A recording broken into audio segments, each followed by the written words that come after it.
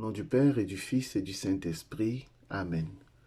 Shalom bien-aimés frères et sœurs dans le Seigneur. Nous sommes lundi le 23 mars et la Sainte Église catholique médite l'Évangile selon Saint Jean chapitre 4, versets 43 à 54. Il s'agit d'un officier royal qui a probablement travaillé à la cour du roi Hérode Antipas, qui vient voir Jésus, qui lui demande de descendre, de venir donc dans sa maison, parce que son enfant se meurt, son enfant agonise. Il souhaite que Jésus le suive, qu'il vienne guérir son enfant avant qu'il meure. Et ce père, il répète sa prière à Jésus. Il lui dit à deux fois, à deux reprises, dans cet évangile, « Descends avec moi, descends, Seigneur, descends avant que mon enfant ne meure. » La prière d'intercession est une prière de répétition aussi. Dans la répétition, je comprends l'insistance. Ce père est prêt à tout. Donc il s'agit d'une relation père et fils. Mais je crois que ce passage intéresse tout type de relation. Parce qu'il est prêt à tout pour que son enfant soit sauvé. Ce père insiste, persiste dans sa demande auprès de Jésus.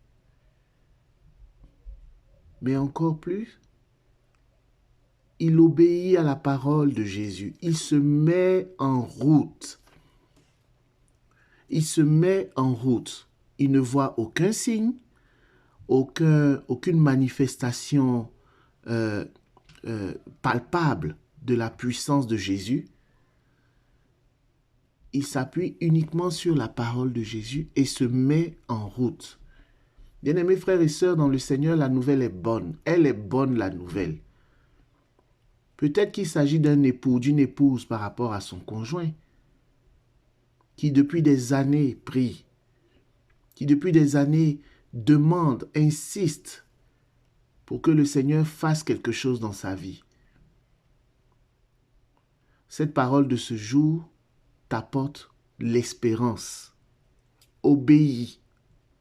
Obéis à la parole de Jésus et mets-toi en route. Ne cours plus, ne recherche plus les signes. Obéis seulement à la parole de Jésus. J'appelle cela l'obéissance de la foi. Obéis à la parole de Jésus et mets-toi en route. Et tu seras heureux. Comme Jésus le dira plus tard à Thomas, « Bienheureux celui qui croit sans avoir vu. » C'est cela la foi véritable. Obéis et mets-toi en route. Alors seulement, tu seras heureux, heureuse dans ce que tu vis. Jésus n'est pas un guérisseur. Jésus guérit certes, mais c'est simplement un des aspects de la vie de Jésus. Jésus est le Christ.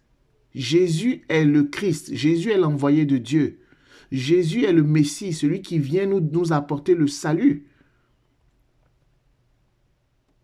Et c'est cela le plus important. Il ne faut pas se borner à Jésus en tant que guérisseur, en tant que thérapeute, bien qu'il soit le meilleur, le médecin par excellence. Jésus est plus qu'un guérisseur. Il est le Fils de Dieu. Il est l'envoyé de Dieu venu nous apporter le salut. Bien-aimé, ne désespère pas, quelle que soit la situation que tu vis, comme l'officier royal, comme ce père qui tenait à son enfant.